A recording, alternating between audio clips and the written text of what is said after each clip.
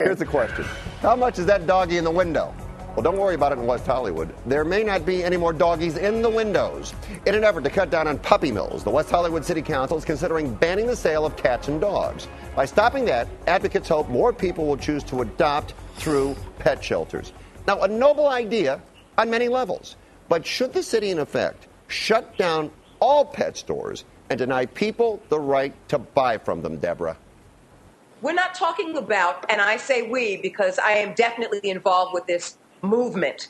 I had the opportunity to actually picket with a number of amazing human beings that are involved in animal advocacy in West Hollywood, a place called Elite Animals, which ended up selling animals that were sick, animals that came from puppy mills, and with a store that actually did business with a Russian organization that went against the Animal Welfare Act, and there was nothing that can be done. And they also got their animals from a substandard place, which was a puppy mill in Minnesota. Now, this beautiful, amazing goddess named Carol Davis, who is the West Coast director of CAPS, which is the Companion Animal Protection Society, and it's the only organization, not just locally, but nationally, the only nonprofit organization that actually works for the welfare of these animals that are sold in stores and in puppy mills.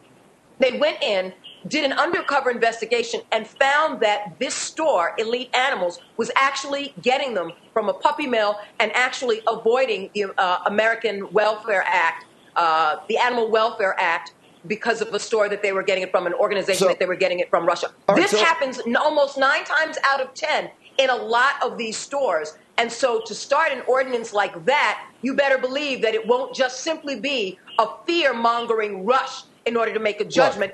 CAPS will make sure that it's done properly. Carol Davis and CAPS will make sure that they have the proof. And 9 times out of the 10, people will probably come to an understanding that they can get them elsewhere, especially when it comes to adoption. All right, now let me say this, and Ron, we're almost out of time here, so you'll get to sum this up. But let me say this.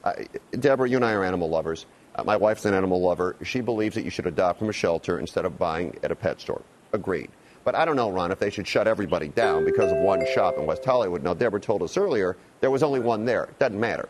The precedent is set. Go ahead, 15 seconds. Well, they got one bad apple, and they're getting rid of all of them. Maybe the mayor of Lancaster should spend some time in West Hollywood, and the mayor of West Hollywood should go up to Lancaster, because I'm sure they got a lot more animal abuse problems up there in the north of the county than they have in West Hollywood. It's so excessive. It's the same kind of problem of extreme solutions to small problems. Close down the bad guys and let people do legitimate business. I think that's how you really cure the problem of puppy mills. All right. Here we go. One more.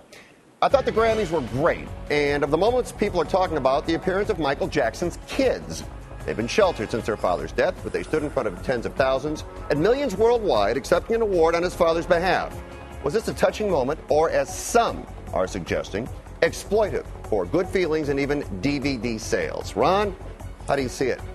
Well, I don't think that was visible entirely there. The kids, Michael Jackson's children, are inherently celebrities and famous.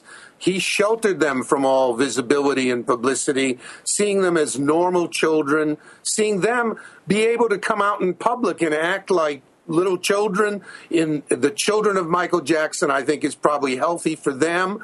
We will soon see very quickly whether the people pulling the strings are in fact doing the right thing, which it appeared to me that they were, that it was a reasonable presentation. But a lot of people around the Michael Jackson estate, all they see is all that money, and those kids are gold. Fair representation. What do you think, Deb? Well, you know what, when it comes to exploitation, there are advertising. In the advertising world, exploitation runs rampant. It's a matter of whether the slant is positive or negative. In this case, I really think it's positive more than anything else. I completely agree with Ron that right now, coming out and seeing them and cherish their father, knowing that they really do, is not exploitative whatsoever. Bringing up and uplifting their father's cause is not exploitation. It is still a sensitive issue when it comes to Michael Jackson's passing. And had he been alive, maybe the issues of whether or not he had touched little children or whether or not he exploited other children might be at hand. But now that he has passed on, I think exploiting in a positive way that allows the children to come out in a healthy way and express their love to the thousands of people that really want to hear that extension of Michael is not a bad thing. Great job, you guys. And by the way, I thought they were very poised, did a terrific job, and I agree with both of you on there. Okay. Thanks. I'll talk to you in a month when I get back from Vancouver, okay? Yes, sir. Have Thank a good you. trip. All right, you guys be good.